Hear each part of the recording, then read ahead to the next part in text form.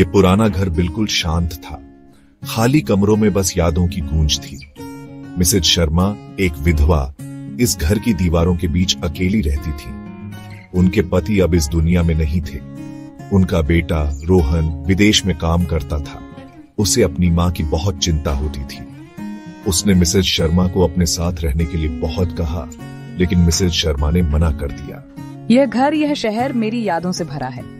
उन्होंने अपने घर का एक कमरा किराए पर देने का फैसला किया ताकि घर में थोड़ी रौनक आए और हाँ, अपनी कम आमदनी में थोड़ा इजाफा हो सके। दिन हफ्तों में बदल गए। किसी ने भी कमरे में दिलचस्पी नहीं दिखाई। घर पुराना था, जगह भी कोई खास अच्छी नहीं थी। मिसेज शर्मा ने तो मानो उम्मीद ही छोड़ दी थी। फिर एक दिन अचानक उनके घर की घंटी बजी। दरवाजे पर एक नौजवान खड़ा था। उसकी आंखें बड़ी ही नेक और होठों पर हल्की सी मुस्कान थी। उसने अपना नाम विजय बताया। विजय कमरा देखने आया था। विजय एक शांत किस्म का किराएदार था। वो अपना काम खुद करता था और किसी से ज्यादा बात नहीं करता था। वो रात को काम करता था। मिसेज शर्मा उसे कम ही देख पाती थी। वो समय पर किराया देता था, हमेशा आदर से पेश आता था। मिसेज शर्मा को थोड़ा सुकून मिला। विजय एक अच्छा किराएदार था। उसने मिसेज शर्मा की जिंदगी में एक बार फिर से सब कुछ सामान्य सा कर दिया था। अब वो अकेली नहीं थी। मैं अक्सर खाना थोड़ा ज्यादा बनाती थी और विजय के लिए एक प्लेट रख देती थी। ऐसा लगता था कि विजय इस बात की कद्र करता था। वो हमेशा शर्मा जी को एक प्यारी सी मुस्कान के साथ धन्यवाद देता था। जिंदगी एक ढर्रे पर आ गई थी। मिसेज शर्मा को अब सुरक्षित महसूस होने लगा था। उन्हें अब इतना अकेलापन नहीं सताता था। उन्हें खुशी थी कि उन्होंने विजय को कमरा किराए पर दिया था। एक दिन मिसेज शर्मा को एक अजीब सी गंध आई, बहुत ही हल्की सी, मानो लोहे जैसी। ऐसा लग रहा था कि यह गंध विजय के कमरे से आ रही थी।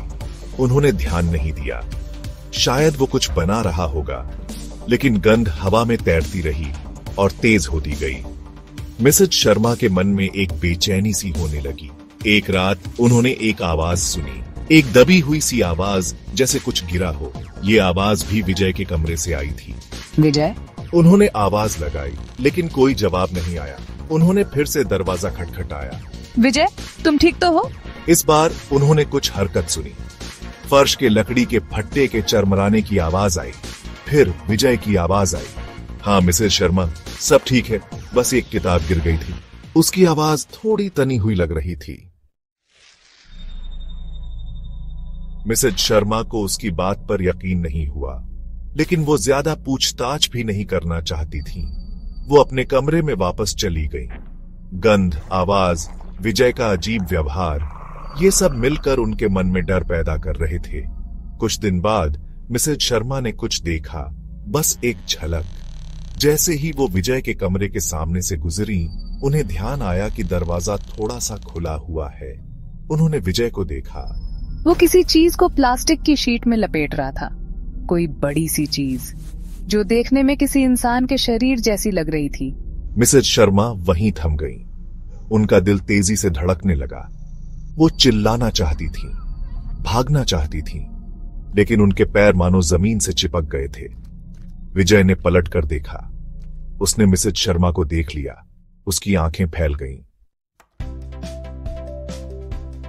विजय ने एक शब्द भी नहीं कहा। वो बस मुझे घूर रहा था। उसकी आंखों में एक ठंडी और खौफनाक नजर थी। मुझे समझ आ गया था। सच क्या था, मैं जान गई थी। वो गंध, वो आवाज, वो प्लास्टिक शीट। मेरा तो खून ही ठंडा पड़ गया। मैं डर के मारे पीछे हटी, पलटी और भागी। मैं अपने कमरे में गई, दरवाजा अंदर से बंद कर लिया और पुलिस को फोन किया। मेरी आवाज बुरी तरह कांप रही थी। मैं मुश्किल से ही कुछ बोल पा रही थी।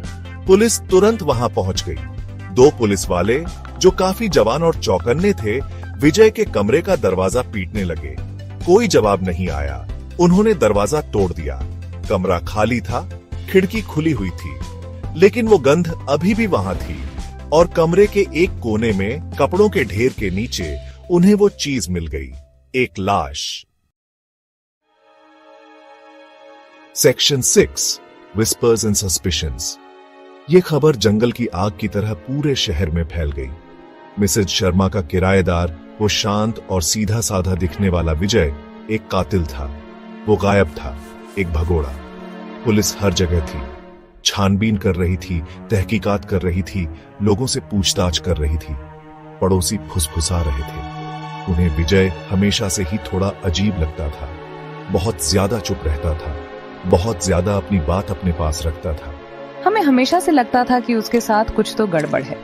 बहुत ज्यादा चुपचाप रहता था। मिसेज शर्मा सदमे में थी। ना वो खा पा रही थी, ना सो पा रही थी। विजय को उस शरीर को लपेटते हुए देखने का भयानक दृश्य उन्हें बार बार परेशान कर रहा था। वो खुद को दोषी मान रही थी। उन्होंने ही तो उस दरिंदे को अपने घर में जगह दी थी। पुलिस ने उन्हें यकीन दिलाया कि ये उनकी गलती नहीं है।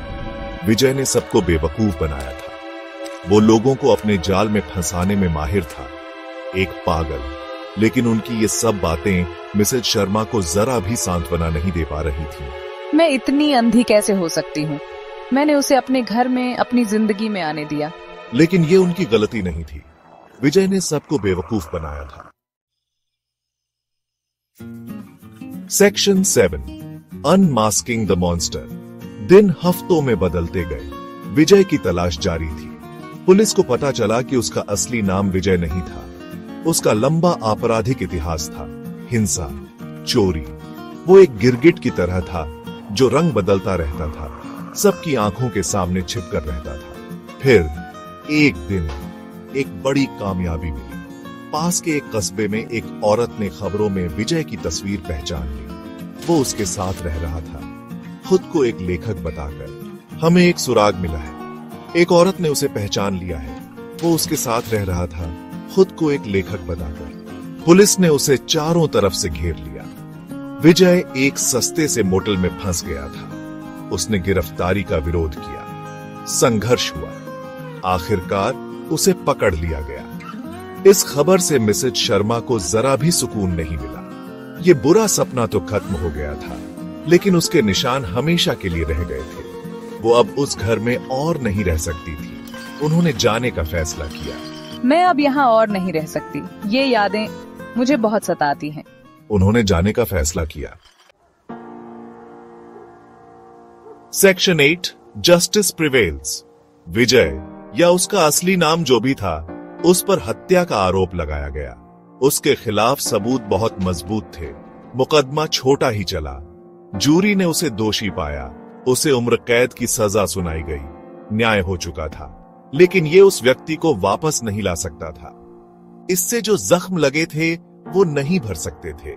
मिसेज शर्मा के लिए जिंदगी अब पहले जैसी कभी नहीं रहने वाली थी। न्याय, लेकिन ये उन्हें वापस नहीं ला सकता। इससे मेरा दर्द कम नहीं होगा। रोहन विदेश से वापस आ गया। उसने अपनी मां को कसकर पकड़ लिया। वो सही था। उन्हें अकेले नहीं रहना चाहिए था। मां, तुम मेरे साथ चल रही हो। तुम्हें अकेले नहीं रहना चाहिए। हम एक नई शुरुआत करेंगे। उसने अपनी मां को अपने साथ रहने के लिए मना लिया, एक नई जिंदगी शुरू करने के लिए। मिसेज शर्मा मान गई।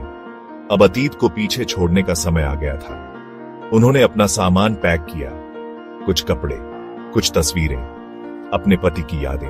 अब आगे बढ़ने का समय आ गया है, एक नई शुरुआत करने का। उन्होंने अपना सामान पैक किया। Section 9 finding peace and solace. वो घर एक बार फिर से शांत हो गया।